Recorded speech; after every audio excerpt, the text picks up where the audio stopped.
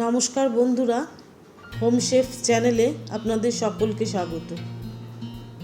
আমি আজকে একটা দারুণ অন্যরকম স্বাদের অসাধারণ স্বাদের একটা রেসিপি আপনাদেরকে দেখাবো। তো আপনারা অবশ্যই বাড়িতে করবেন এবং সকলের ভালো লাগবে। তো চলুন দেখে নেওয়া যাক রেসিপিটি। আমি ক্যাপসিকাম দিয়ে একটা রান্না করব আজকে। ক্যাপসিকামের ভেতরে স্টাফ ক্যাপসিকাম, ভেতরে আলুর পুর আর পনির দিয়ে। প্রথমে ক্যাপসিকামের আমি 3টে ক্যাপসিকাম নিয়েছি। প্রথমে আমি ক্যাপসিকামের মাথাটা খানিকটা হাফ ইঞ্চি মতন বাদ দিয়ে কেটে নেব। নিয়ে ভেতরের যে অংশটা থাকে সেটা আমি দানা থাকে আর একটা সাদা মতন অংশ থাকে, সেগুলোকে পুরো কেটে ফেলে দেবো একটা চামচের সাহায্যে, খুব আস্তে করে, যাতে ক্যাপসিকামটা ফেটে না যায়। এইভাবে আমি আপনাদের যেভাবে ঠিক দেখাচ্ছি ঠিক সেইভাবেই দেখে করবেন, তাহলে একেবারে ঠিকঠাক হবে। হাত দিয়ে কিছুটা ছুরির সাহায্যে, কিছুটা হাত দিয়ে সম্পূর্ণটা বার করে ফেলে দিতে হবে। এরকমভাবেই আমি সব কটা ক্যাপসিকাম রেডি করে নেব। আর একটা জিনিস মনে রাখতে হবে আমাদের, যেটা হচ্ছে ঢাকনাগুলো যেটা কেটে আমরা রাখছি মাথার অংশটা, সেই অংশটা যেন প্রত্যেকটারই হয়।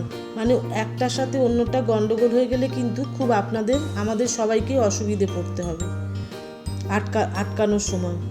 তো যাই হোক, আমার সব কটা করা হয়ে গেছে, আপনারা দেখুন। এবার আমি একটা চাকির ওপরে, রুটি বেলার চাকির ওপরে আমি 1.5 চামচ মতন গোটা ধনে নিয়েছি। এই গোটা ধনেটা আমি একটু ক্রাশ করে নেব, অর্থাৎ আধভাঙা করে নেব। সেই কারণে আমি মিক্সিতে দিলাম না। মিক্সিতে দিলে বেশি গুঁড়ো হয়ে যাওয়ার সম্ভাবনা থাকবে, তাই আমি হাতে এইভাবেই করে নিচ্ছি, খুব সহজ পদ্ধতিতে। আপনারা শিলেও করতে পারেন। আমি এখানে 1.5 চামচ ধনে নিয়েছি। যদি ক্যাপসিকাম আপনাদের আরও নেন তাহলে সংখ্যায় আরও বাড়ে, তাহলে মশলাটাও অবশ্যই একটু বাড়িয়ে নেবেন। স্টাফিংটা যেটা আমি করছি রান্না, সেটা আমি সর্ষের তেলেই করছি। আপনারা ইচ্ছে করলে সাদা তেলেও করতে পারেন। তেল আমার গরম হয়ে গেছে। এবার আমি যে ক্রাশ করে রেখেছিলাম ধনেগুলো, গোটা ধনে, সেটা আমি দিয়ে দিলাম তেলের ওপরে।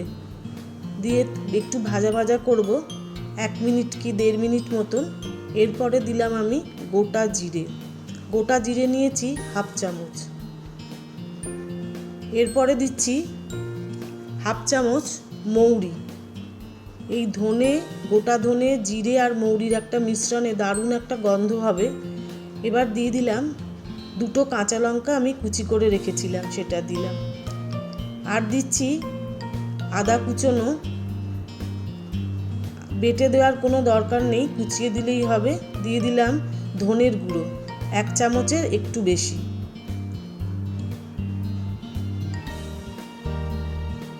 সামান্য একটু জিরের গুঁড়ো দিলাম, সেটা হাফ চামচেরও কম। ধনের গুঁড়োটার এখানে গন্ধটা বেশি ভালো লাগবে এই রান্নাতে। সামান্য একটু জল দিয়ে মশলাটাকে কষাবো। এবার দিয়ে দিচ্ছি হলুদের গুঁড়ো, আর দিলাম কাশ্মীরি লঙ্কার গুঁড়ো। আপনারা ইচ্ছে করলে লাল লঙ্কার গুঁড়োও দিতে পারেন। আমরা অত ঝাল খাই না বলে আমি কাশ্মীরি লঙ্কার গুঁড়োটা ব্যবহার করেছি।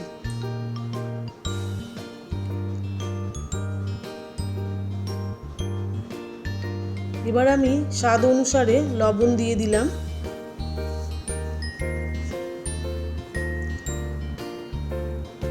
আর দিচ্ছি মটরশুঁটি।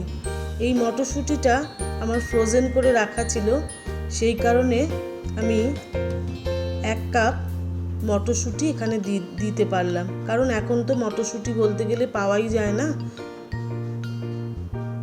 এবার দিচ্ছি 1 চা চামচ গোলমরিচের গুঁড়ো।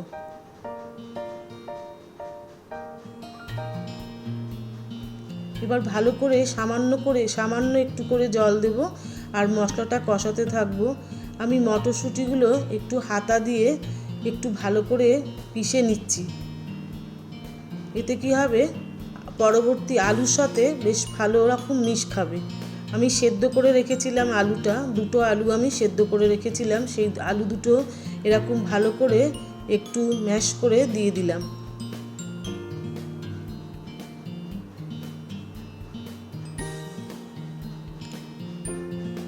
বন্ধুরা, আমার এই রেসিপিটি যদি আপনাদের ভালো লাগে তাহলে কিন্তু অবশ্যই সাবস্ক্রাইব করবেন। এবার দিয়ে দিচ্ছি পনির। আমি এখানে 100 গ্রাম পনির নিয়েছি। পনিরটা এরকম হাতের সাহায্যে ম্যাশ করে দিয়ে দিলাম। দিয়ে আলু সেদ্ধ, পনির, মটরশুঁটি বা আরও সব মশলা সব একসাথেই আমি ভালো করে কষিয়ে নেব।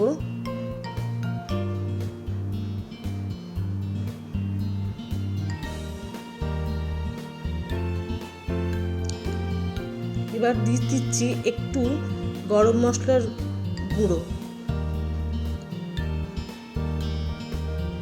এই যে কাজু বাদাম নিয়েছি আমি, কাজু বাদামগুলোও ঠিক যেরকম আমি ধনেটাকে আধ ভাঙা করে নিয়েছিলাম, এরকম আমি 2 চামচ কাজু বাদাম নিয়েছি। এই 2 চামচ কাজু বাদামটাকেও আমি একটু আধ ভাঙা করে নিলাম, করে এর সঙ্গে মিশিয়ে নেব।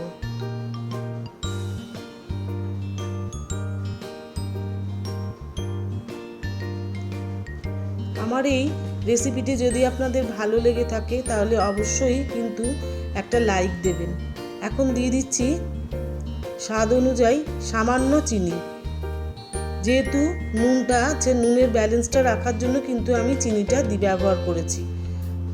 এবার দিয়ে দিচ্ছি একটু আমচুর পাউডার, বেশ একটা টকটক স্বাদ আসবে।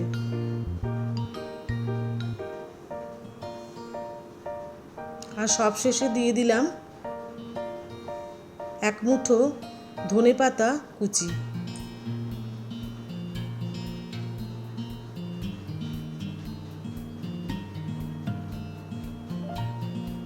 সব একসাথে মিশিয়ে নেব, ভালো করে খুন্তির সাহায্যে নাড়াচাড়া করে নেব। হয়ে গেছে আমার স্টাফিংটা। এবার আমি ক্যাপসিকামের মধ্যে স্টাফিংটা ভরে নেব। একটা চামচ দিয়ে খুব আস্তে আস্তে আমাদের কাজটা করতে হবে। ঠিক আমি যেভাবে দেখাচ্ছি এইভাবেই করবেন। ভীষণ সুস্বাদু রান্না এটা। বাড়িতে কোনো গেস্ট এলে অবশ্যই করে খাওয়াতে পারবেন, আর কোনো ঝামেলা নেই। সব থেকে বড় কথা যে কোনো ঝামেলা ছাড়াই এই রান্নাটা খুব ভালো একটা রেসিপি। আপনারা করে বাড়িতে অবশ্যই ট্রাই করবেন। এই যে আমি ঢাকনাটা কেন বলেছিলাম একদম মাপে মাপে হয়ে গেল, কারণ ক্যাপসিকামের শেপগুলো সব একরকম হয় না। এবার একটা বড় কাঠি দিয়ে আমি ভালো করে কাঠিটা গিঁথে দেবো, যাতে করে কোনো মতেই ঢাকনাটা খুলে না যায় অথবা স্টাফিংটা বেরিয়ে না পড়ে। আমার রেডি হয়ে গেছে পুর ভরা, একদম কাঠি দিয়ে সম্পূর্ণভাবে তৈরি করে নিয়েছি। এবার আমি একটা প্যান বসালাম, তাতে আমি দিয়ে দিলাম 2 চামচ মতন সাদা তেল। এবার হালকা করে একটু এটা ফ্রাই করে নেব, খুব হালকা করে, শুধু এপিট ওপিট করে।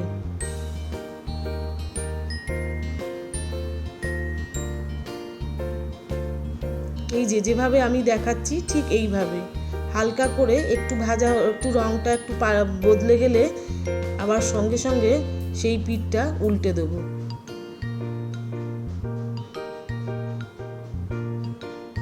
হয়ে গেছে আমার ভাজা। দেখুন ঠিক এই রকমই হবে, ক্যাপসিকামের কাঁচা জিনিসটা চলে যাবে। অপূর্ব স্বাদের এই রান্নাটা আপনারা কিন্তু বাড়িতে অবশ্যই করবেন, আর আমাকে জানাবেন আপনাদের রান্নাটা করে খেয়ে বা খাইয়ে কেমন লেগেছে, কমেন্টের মাধ্যমে আমাকে জানাবেন।